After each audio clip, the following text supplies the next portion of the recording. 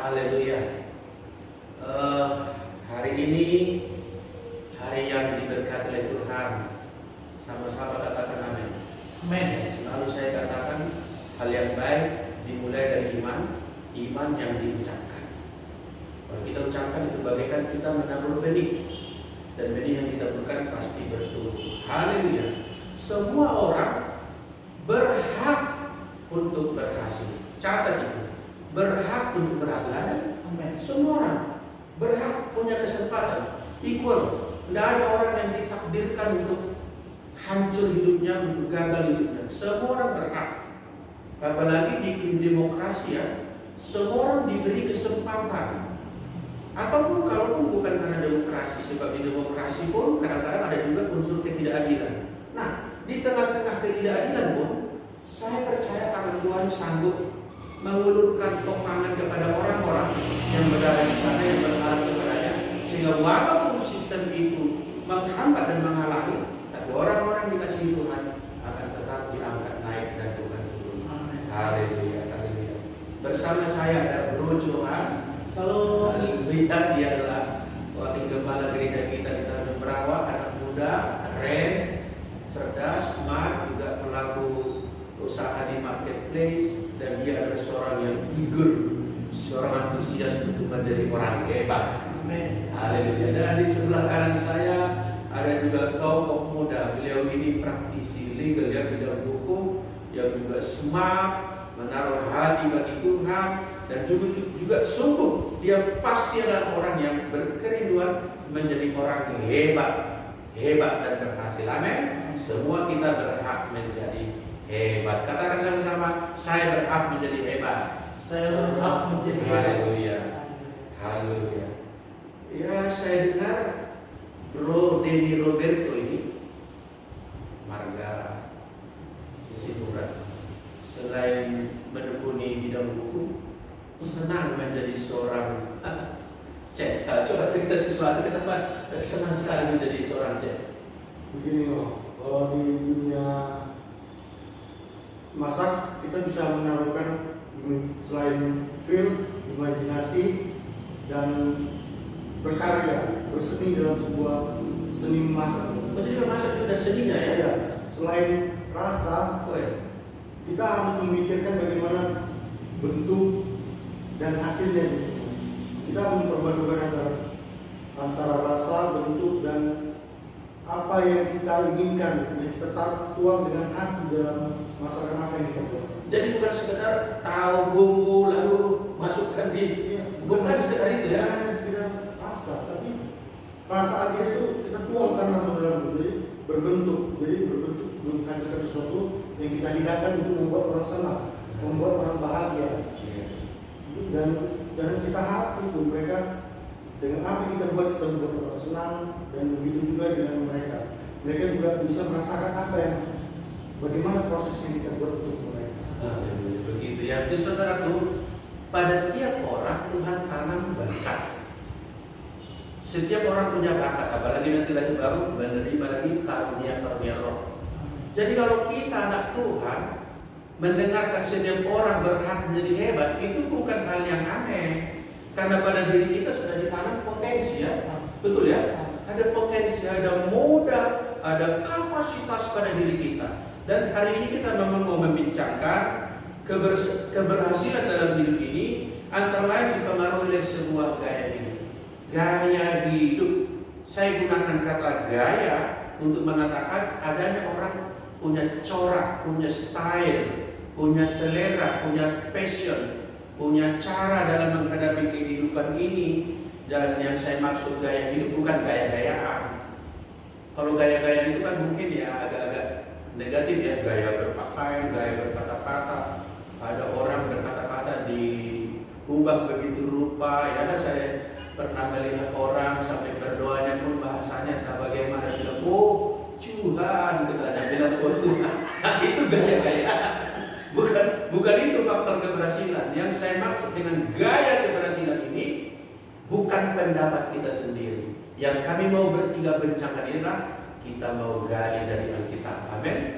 Kita mau buka dari Alkitab, kita bincangkan dengan ringan, Dan tokoh yang kita soroti kali ini adalah Yusuf.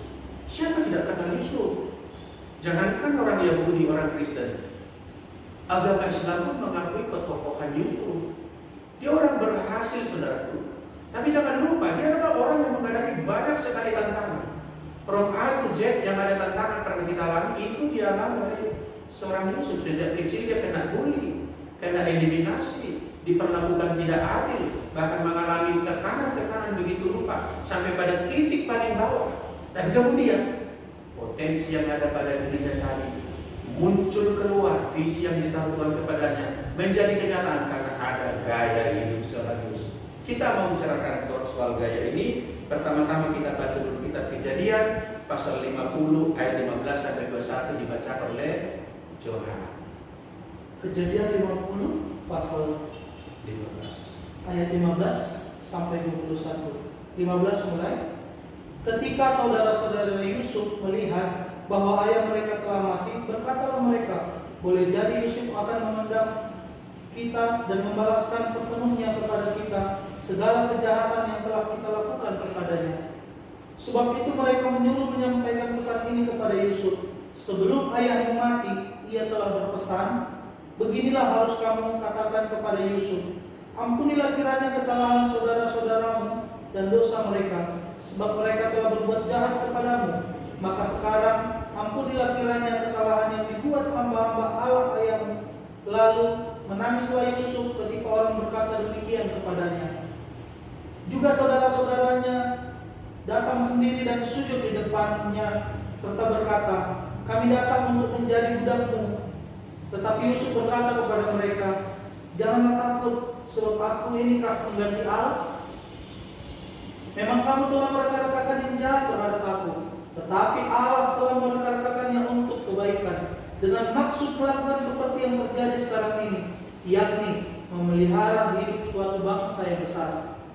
Jadi janganlah takut, aku akan menanggung makanmu dan makan anak-anakmu juga. Demikianlah yang menghiburkan mereka dan menenangkan hati mereka dengan perkataannya. Haleluya. Memang itu tadi, narasi tadi itu adalah pada masa Yusuf telah di puncak karirnya sebagai seorang pemimpin nomor 2 di tanah Mesir. Bukan negerinya ya, bangsanya berbeda. Bangsa Mesir berada di bawah kepemimpinan dia. Dan ketika masa dia berhasil itu, saudara-saudaranya datang untuk membeli gandum karena di tanah kanan terjadi paceklik, terjadi masa kelaparan. Nah, dari narasi tadi, ayat-ayat yang kita bacakan tadi, kita mau gali seperti apa gaya hidup seorang Yusuf. Bagaimana style dia menghadapi kenyataan kehidupan dia. Yang pertama, ayat 19 tadi apa katanya? Ayat 19. Tetapi Yusuf berkata kepada mereka, janganlah takut, sebab aku inikah pengganti Allah. Nah, Yusuf berkata, jangan takut. Emangnya aku pengganti Allah? Jadi dia tidak mau acting as God gitu ya, mengambil alih tugasnya Allah, posisinya Allah, peranannya Allah dalam katakanlah menilai atau memutuskan atau bertindak terhadap saudara-saudara yang dahulu mencederai perasaan dia, mencederai hatinya, memperlakukan dia buruk. Aku ini kan pengganti Allah, kata dia. Berarti gaya hidup seorang Yusuf yang pertama adalah ia menghormati Allah dalam keadaan apapun. Saudara, ada orang menghormati Allah dalam keadaan tertentu, ketika suasana ibadah. Tapi di luar jam ibadah, ada orang menghormati Allah ketika di hadapan orang tuanya, ketika hijrah atau merantau ke kota lain. Ada orang menghormati Allah pada situasi tertentu, situasi yang enak. Tapi Yusuf dalam segala keadaan dia selalu menghormati Allah. Dalam segala hal Yusuf menghormati Allah. Ia sebetulnya punya kesempatan untuk membalaskan kepada saudaranya ini. Dia punya kesempatan untuk membalas. Tapi dia tidak pilih itu. Aku inikah pengganti Allah, kata dia.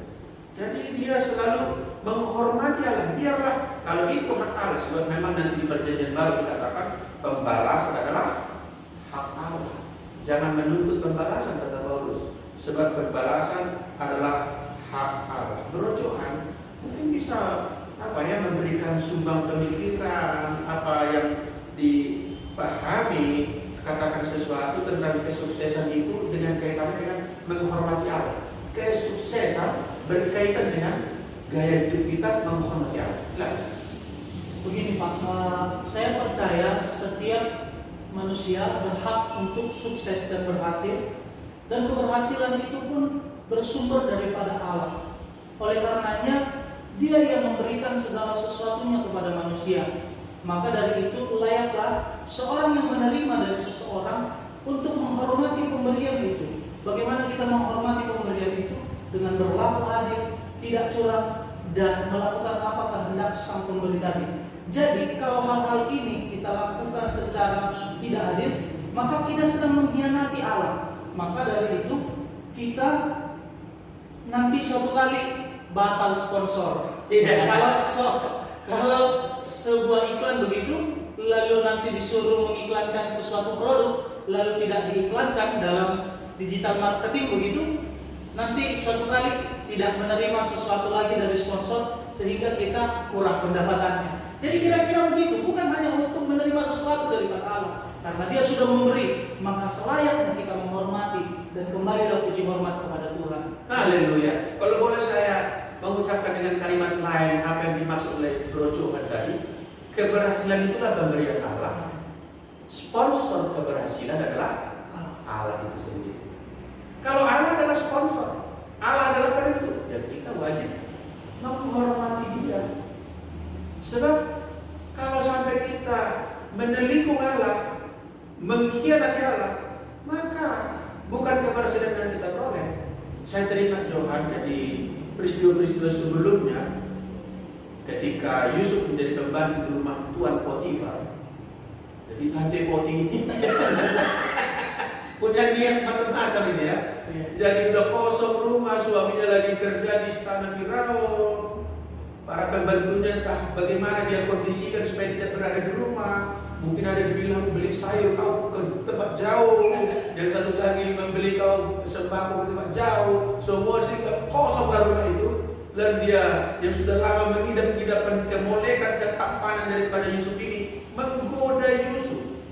Tapi Yusuf berkata, aku tidak mau karena aku menghormati Allah. Amin. Menghormati Allah. Sampai-sampai karena menghormati Allah, apakah mungkin aku akan mengkhianati Allah, kata dia. Sampai-sampai dia melarikan diri keluar dari cengkraman Tante Poti. Nah, dia menghormati Allah. Tidak ada orang sih, tidak ada orang lain. Lagi pula inisiatif datang dari Tante Potifar. Nyonya Potifar, Tante kira bukan dari dia. Jadi dia kata dia terima kemauan Tante Potifar, sebetulnya dia aman. Tapi dia menghormati Allah, bukan hanya di hadapan orang-orang. Pada keadaan terdalam hati seorang Yusuf menghormati Allah. Orang yang menghormati Allah tidak akan terhempas di tengah jalan. Badai boleh datang, situasi yang terbalik mungkin akan kita hadapi, diperlakukan tidak adil, dicurangi, sesuatu yang sudah di tangan kita diambil orang. Kalau kita menghormati Allah, kitalah orang yang pasti berhasil. Sebab Tuhanlah sponsor keberhasilan kita. Haleluya, haleluya.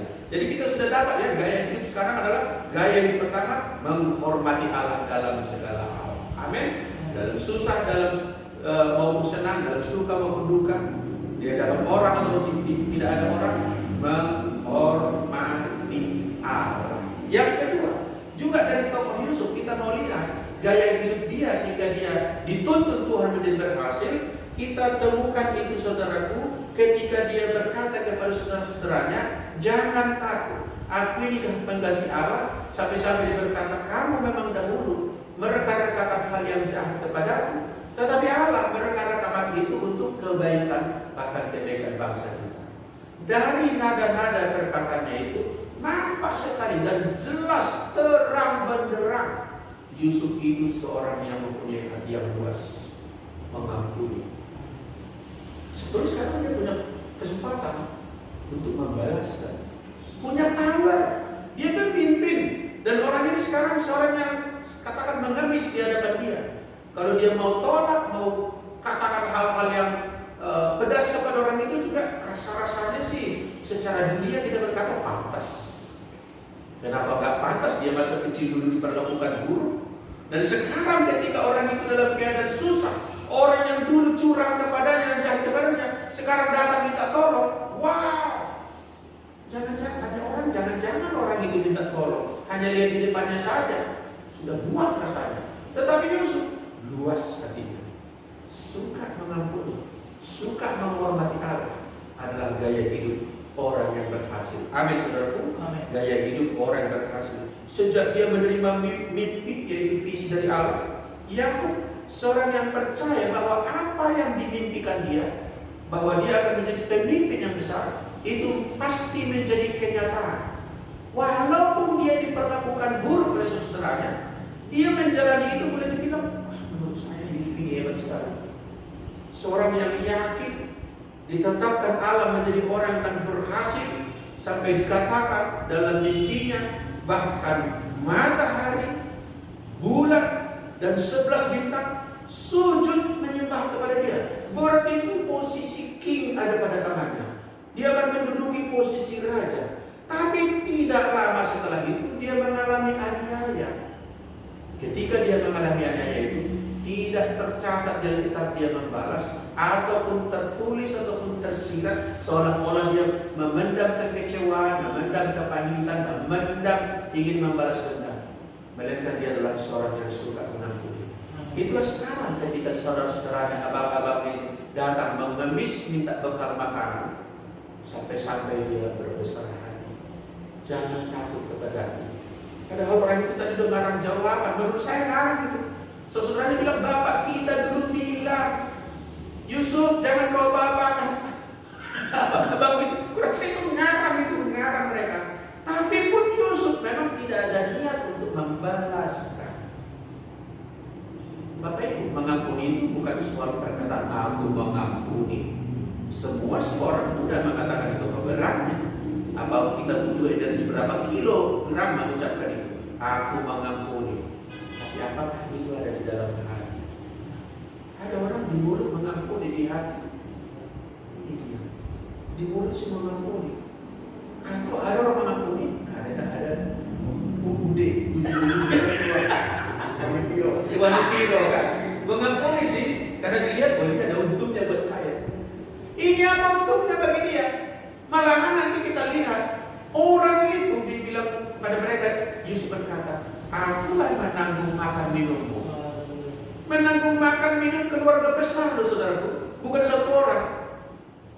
Saya khawatir kita hanya datang satu keponakan pun ke rumah kita udah rasa berat ya. Satu orang keponakan loh. Dan ini 70 orang keluarga besar yang akan ditanggung makan minumnya, bukan satu kali. Kalau kita sekarang 3 kali sehari, bukan sehari, bertahun-tahun. Sampai kapan? Sampai seluruh saudaranya itu survive sebagai peternak di dalam gosip. Sebelum mereka produktif, maka Yusuf lah yang mensuplai kebutuhan mereka. Jadi menurut saya Yusuf berkata ini mengampuni dalam arti. Gimana bro? Iya, menurut pandangan saya Yusuf itu orang hebat. Hebat. Dia mampu mengampuni kesalahan-kesalahan di masa lalu. Iya. Dan bahkan membantu saudara-saudaranya yang dia tahu hal-hal buruk apa yang dia terima di masa lalu. Kita lihat dong, tidak ada orang yang mampu memaafkan kesalahan seseorang. Betul yang dia ngomong tadi. Apa yang saya di dunia hukum banyak hal-hal seperti itu. Kita maafkan ya, kita maaf. Baru kita lihat di latar belakangnya. Berapa yang harus dibayar untuk maaf tersebut. Dan kita lihat juga hal-hal sederhana di kecelakaan lalu lintas. Ini mobil, sama-sama asuransinya mobil ini. Kita tahu sama-sama asuransi. Iya. Kita tabrak. Yang nabrak ini bilang maaf. Kita seharusnya kita sudah sama-sama tahu mobil sama-sama asuransi. Ya sudah. Tetapi apa? Perbaiki mobil ini. Jadi maafnya itu belum. Gitu. Tapi Yusuf hebat ya? Ya Yusuf mampu memaafkan dari hatinya. Tidak dengan ya benar saudara. Jadi kita mau belajar dari Yusuf. Jangan hanya belajar paling banyak praktekkan. Amin. Jangan hanya mengatakan, oh kita harus menghormati Allah. Oh yang kedua, kita harus suka mengampuni. Praktekkan. Sebuah kapasitas diri hanya bisa berkembang kalau dipraktekkan.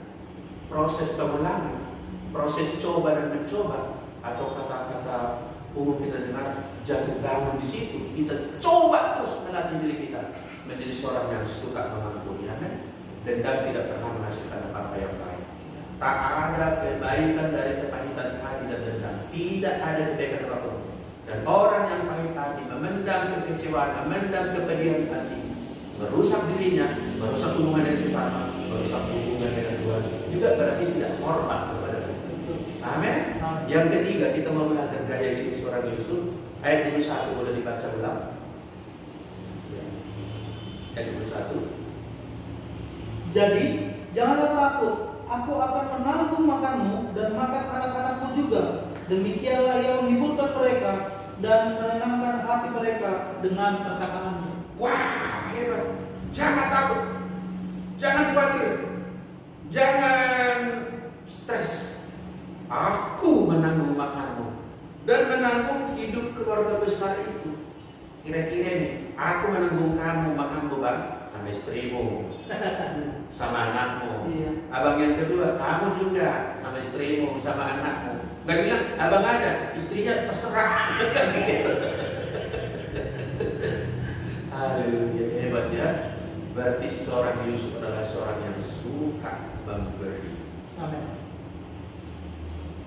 Firman Tuhan sih berkata, terlebih bahagia memberi daripada menerima. Ucapan Tuhan Yesus. Memang menerima sih bahagia. Saya pagi ini menerima hadiah, menerima paket dikirim oleh saudara saya, pendeta Sarifat dari kota Siantar. Senang saya. Senang saya.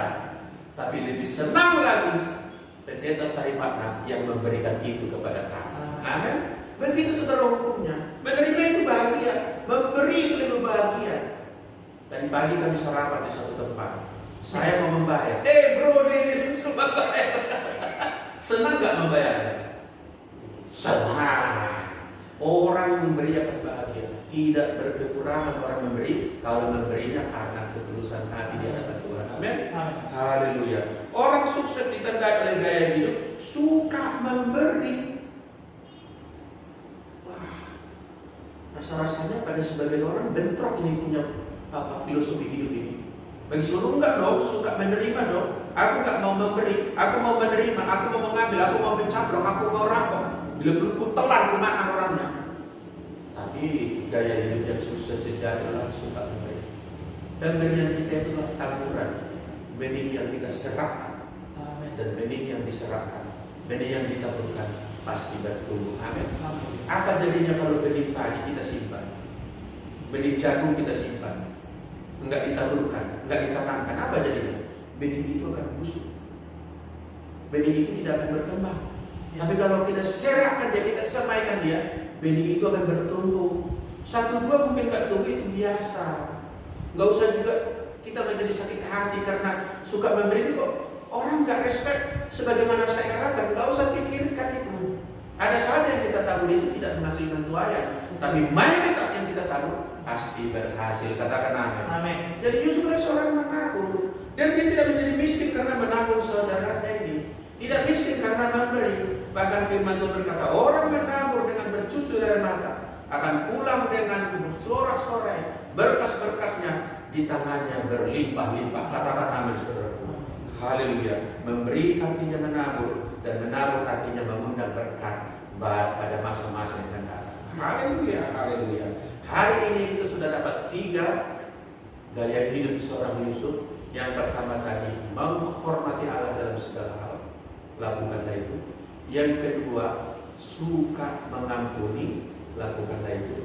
Yang ketiga, suka memberi, praktekkan juga itu. Berilah, maka kamu akan diberi.